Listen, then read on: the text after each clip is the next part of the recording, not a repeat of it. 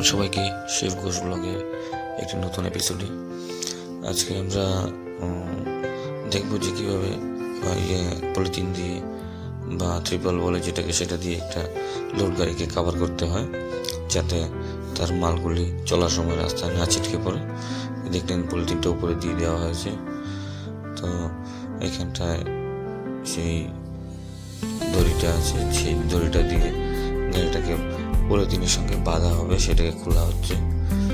তো আমরা আজকে এই ভিডিওর মধ্যে সম্পূর্ণ ডিটেলস দেখতে চলেছি যে কীভাবে পলিথিনটা দিয়ে কাভার করতে হয় কোনো একটা লোড গাড়িকে, এবং দড়িটা দিয়ে বাঁধতে হয় যাতে করে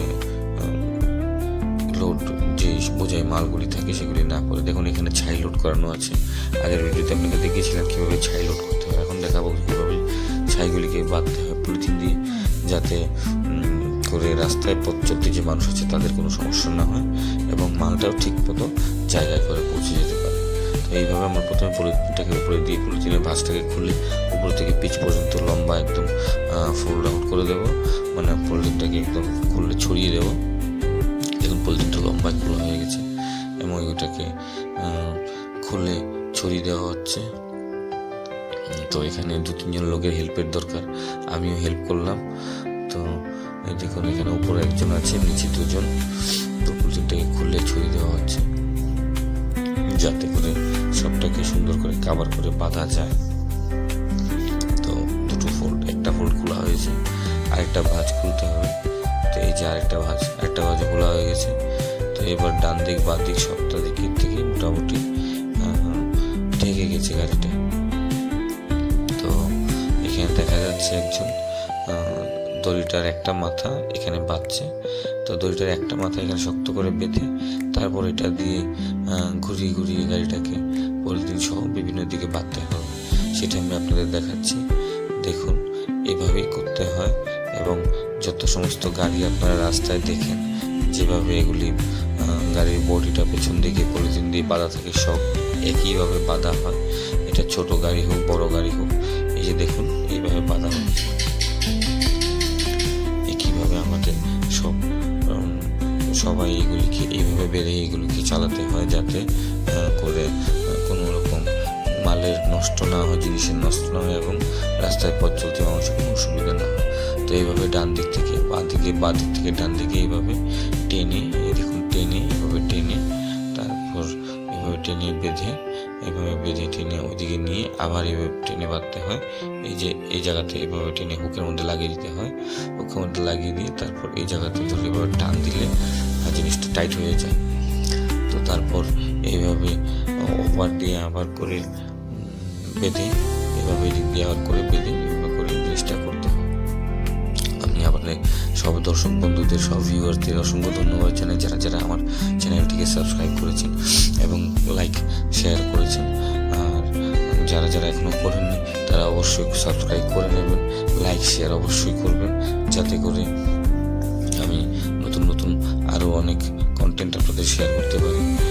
দেখুন এখানে মোটামুটি বাঁধা হয়ে গেছে। তো একজনটাকে ধরে রেখেছে যাতে এটা ভাতটা ঢিলা না হয়ে যায়। তো এখন এখানে লাস্ট গিট দেওয়ার পালা। তো এখানটায় নিচের দিকে গিট দেওয়া হচ্ছে। দেখুন এখানটা টান দিয়ে গার্ড দেওয়া হবে। এই গার্ডটা দেওয়ার মানে হলো উপরে যেগুলো টেনে বেঁধে দেওয়া হয়েছে ওই বাঁধগুলো যেন আপনার ঢিলা না হয়ে যায়। তো এখানে গার্ড দেওয়া হয়ে গেছে, গার্ড দিয়ে তাকে ছেড়ে দেওয়া হয়েছিল, সেটাকে আর ঢিলা হবে না। আবার এখানে একটা টান দেওয়া হচ্ছে, টান দিয়ে এখানে একটা গার্ড দেওয়া হবে। তো এই দুটো গার্ড দেওয়ার ফলে কী হয়, সবটা দড়ি যে বাঁধা হয়েছে পলিথিন সহ সেটা আর ঢিলা হবে না এবং রাস্তার মধ্যে চললে বাতাসেও পলিথিনটা খুলবে না এবং কোথাও কোনো সমস্যা হবে না।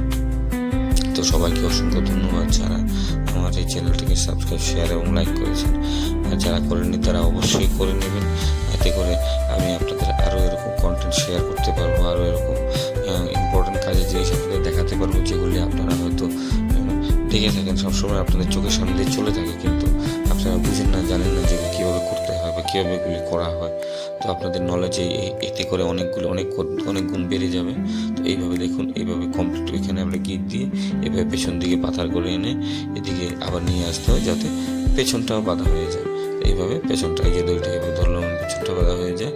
তো এইদিকে পেছনটা করে এনে এখানে এইভাবে একটা টান দিয়ে এখানে ওই পাশে ফাঁসিয়ে, রশিটাকে ফাঁসিয়ে এটাকে আরও একবার পেছন দিকে টান দিয়ে বেঁধে দিতে হবে, যাতে করে পেছনটা কমপ্লিট বাঁধা হয়ে যায়। পেছনটাও যাতে গাড়িটা চললে পেছনটা যাতে না উড়ে, তো গাড়িটা চললে পেছনটা বাতাসে উঠবে। পেছনে যদি কোনো ছোটো গাড়ি, বাইক, স্কুটার বা স্কুটি কিছু থাকে তাহলে তার সমস্যা হতে পারে। দেখুন পিছনে দুটো বাঁধ দেওয়া, পেছনটা সম্পূর্ণ ব্লক হয়ে গেছে, এখন সেটার বাতাসে উঠবে না।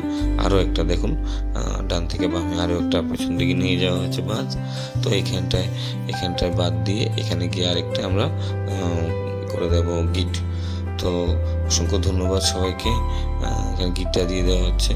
তো এই হলো ক্যামেরা সিস্টেম, একটা লরি বাঁধার। আপনাদের অসংখ্য ধন্যবাদ আমাদের ভিউয়ার্সদের, যারা আমার সঙ্গে থাকলেন এবং চ্যানেলটাকে দেখলেন।